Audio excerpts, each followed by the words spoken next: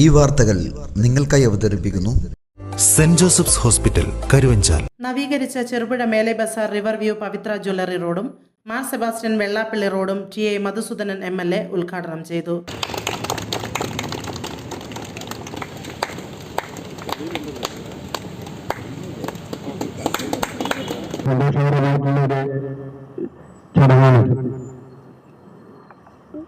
ഗതാഗതത്തിൽ വലിയ പരിമിതികളും ബുദ്ധിമുട്ടുകളും സ്വാഭാവികമായും നേരിടുന്ന പ്രദേശമാണ് മലയോര മേഖല ഉൾക്കൊള്ളുന്ന ഈ ചെറുപുഴ പഞ്ചായത്ത്.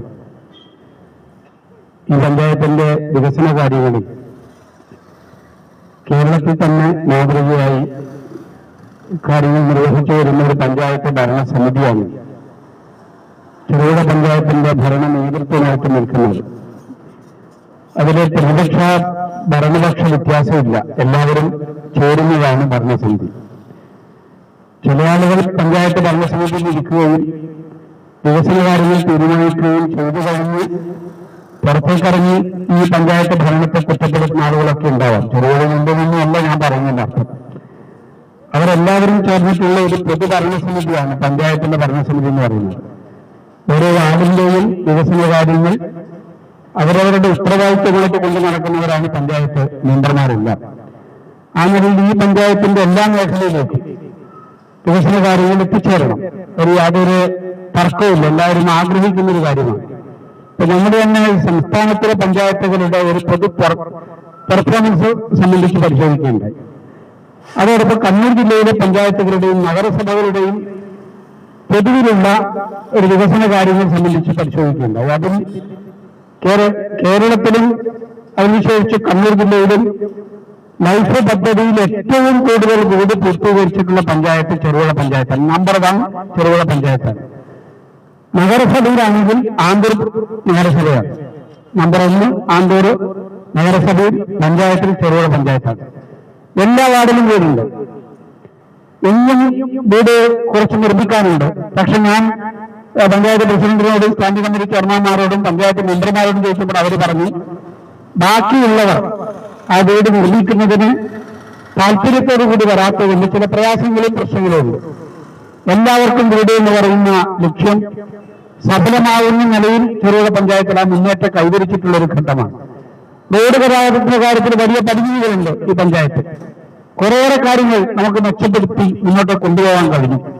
അതിൽ മെക്കാരൻ ടാറിങ്ങിന്റെ കാര്യങ്ങളുണ്ട്. ഏറ്റവും അവസാനം ഇപ്പോ ഞങ്ങൾ ഏറ്റെടുത്തിട്ടുള്ളതാണ് രാജഗിരിയിൽ നിന്ന് ജോസിഗിരിയിലേക്കുള്ള റോഡ് മെക്കാരൻ ടാർ ചെയ്യണം. 5 കോടി രൂപ ഇപ്പോ ഗവൺമെന്റ് ആ റോഡിന് വേണ്ടിയിട്ട് തന്നു കഴിഞ്ഞിട്ടുണ്ട്. അതുപോലെ തന്നെ കായിക മേഖലയിൽ ഏറ്റവും വലിയ നിലയിൽ മുന്നേറ്റം കൈവരിച്ചിട്ടുള്ള സ്കൂളുകളും പ്രദേശവുമാണ് ഈ ചെറുപുഴ എന്ന് പറയുന്നത്. കായിക ഉന്നതിക്ക് വേണ്ടിയിട്ടുള്ള വലിയ പരിശ്രമങ്ങൾ പഞ്ചായത്തും നന്നായിട്ട് നടത്തിക്കൊണ്ടിരിക്കുന്നു.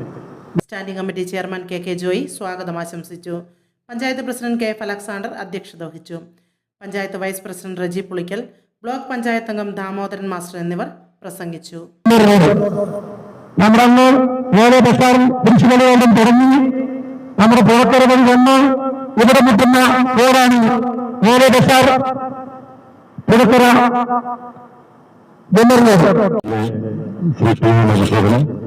വേദിയിലുള്ള ജനപ്രതിനിധികളെ, ഇവിടെ എത്തിച്ചേർന്നിരിക്കുന്ന എന്റെ സഹപ്രവർത്തക ജനപ്രതിനിധികളെ, പ്രിയപ്പെട്ടവരെ, പ്രിയപ്പെട്ട സ്വാമി എത്തിച്ചേർന്ന് ശ്വാസം വിടാതെ കുറച്ച് കാര്യങ്ങളൊക്കെ പറഞ്ഞു. മുഴുവൻ കാര്യങ്ങളും പറയാൻ വേണ്ടിയിട്ട് സമയം കുറവായതുകൊണ്ട് അദ്ദേഹം നിർത്തിയതാണ്. ഞാൻ അതിലേക്കൊന്നും കിടക്കുന്നില്ല. എങ്കിലും ചെറുപുഴ പഞ്ചായത്തിന്റെ വികസന കാര്യങ്ങളിൽ ബഹുമാനപ്പെട്ട MLA കാണിച്ച വളരെ ശക്തമായ പിന്തുണയ്ക്ക് ചെറുപുഴ പഞ്ചായത്തിന് വേണ്ടി നന്ദി പറയുന്നു. ഒപ്പം ചെയർമാൻ പറഞ്ഞ ഒരു കാര്യത്തിൽ ഒരു ചെറിയ തിരുത്തുകൂടി വരുത്താൻ ആഗ്രഹിക്കുകയാണ്. ഇനിയും ഒരു 200ഓളം ലൈറ്റുകൾ കൂടി സ്ഥാപിക്കേണ്ടതുണ്ട്. അത് ഈ മാസം അവസാനത്തോടെ അടുത്ത മാസം ആരംഭത്തോടെ പൂർത്തീകരിക്കാൻ വേണ്ടി കഴിയുകയുള്ളൂ എന്നതുകൊണ്ടാണ് അതിന്റെ ഉദ്ഘാടനം വൈകുന്നത്. മന്ത്രിയോ MLA യോ നമുക്ക് അറിയാൻ കിട്ടുന്നത് വെച്ചാൽ അവരെ കൊണ്ട് ഉദ്ഘാടനം ചെയ്യിക്കാം. പക്ഷെ മുഴുവൻ ലൈറ്റ് സ്ഥാപിച്ചതിന് ശേഷം മതി, അല്ലെങ്കിൽ ആളുകൾ ഞങ്ങൾക്ക് ലൈറ്റില്ല, അവിടെ ലൈറ്റില്ല, ഇവിടെ ലൈറ്റില്ല എന്ന് പറഞ്ഞിട്ട് പ്രശ്നം ഉണ്ടാവും.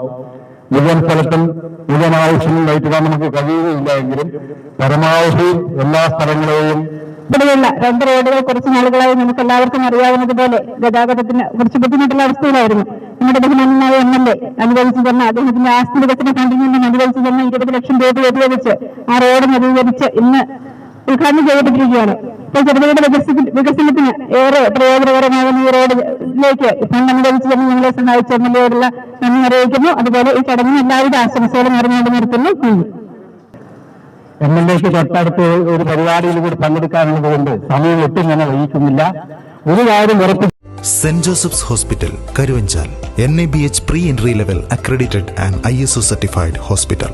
മലയോരത്തിന്റെ ചികിത്സാ മേഖലയിൽ അതുല്യമായ സേവന സന്നദ്ധതയുമായി 140 ബെഡുകളോടെ 24 മണിക്കൂറും പ്രവർത്തിച്ചു വരുന്നു. Emergency department, CT scan, ultrasound scanning, laparoscopy അടക്കം എല്ലാ സർജറികൾക്കും സജ്ജമായ operation theatre, ICU, labour room, NICU, PICU, laboratory, microbiology, physiotherapy, dialysis, dental care, blood storage, deluxe rooms, ambulance service തുടങ്ങി എല്ലാവിധ സൗകര്യങ്ങളുമായി saint Joseph's hospital Karuvanchal. Phone 9400 062 912.